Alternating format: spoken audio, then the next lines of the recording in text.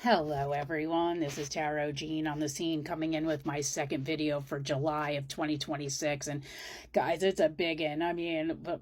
We got some major moves happening at the end of this month, and so we really want to talk about it so you can plan ahead and see how it's all going to affect you.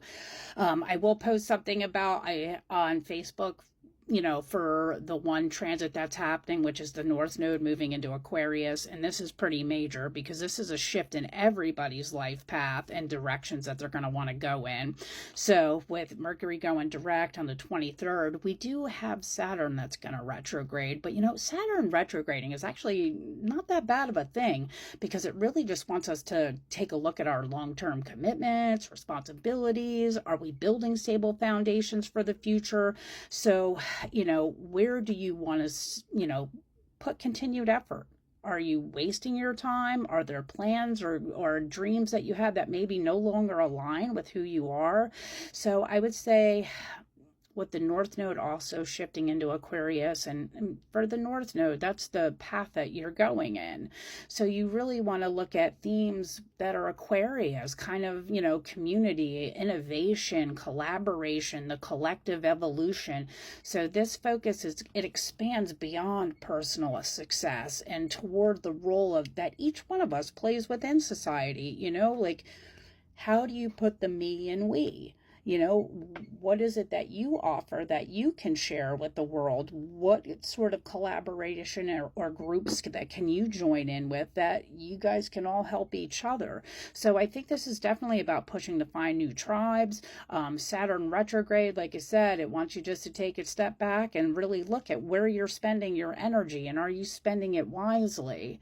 Now on July 29th, we do have the full moon in Aquarius, so it's definitely going to illuminate like the imbalance between individuality, community, and the collective. Where do you shine without losing your connection? How do your unique gifts contribute to something bigger? Aquarius reminds us that authenticity, it isn't personal. It can create ripple effects that help inspire others to also step out and be courageous in their own way. So I would say that with the second half of this month, really take a look at where you're spending your energy, and are you spending it wisely, and are you able to be you in the groups that you move in? Is it time to find some new tribes, some new, projects? Uranus definitely rules technology. So is there some new advancements? Is there some new groups? Is there new ways of communicating with people? Can we, I don't know. I would like to see if we could peel away like a lot of outdated beliefs and strengthen our intuition and just connect with our own inner authorities in a way that like it helps us manifest outwardly and find those groups that we can really jibe with. And what are the roles that you play? What are the roles that you play, and how can you keep those roles or augment those roles to help the collective and to stand out and be individual and inspire others?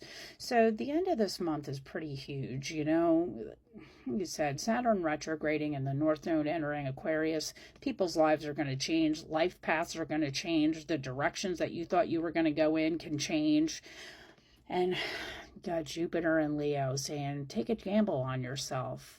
Take a gamble on yourself. What is it that you can do?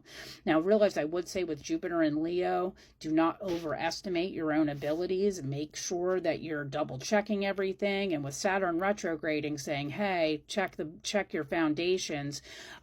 Jupiter, like I said, is a powerful planet, but it's powerful in a way that it can usually beat out all the other planets because it just wants to amplify and exemplify things. And it's generally not looking at something as good or bad. It's just saying, hey, you want more of it? I'm going to give you more.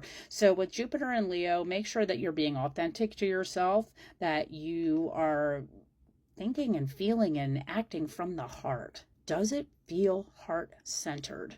And so that's what I would say. Where's your tribe? How do we bring the me and the we that celebrates everybody as the individuals that they are within our collective?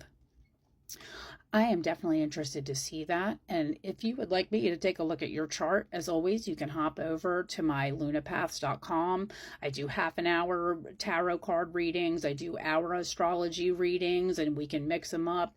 So, yeah, if that's something you're interested in, hit me up on lunapaths.com. I'd be more than happy to do that for you. And as always, thank you for tuning in and checking out my videos. I certainly appreciate it, everybody. And, well, enjoy your day, my friends. Enjoy your day.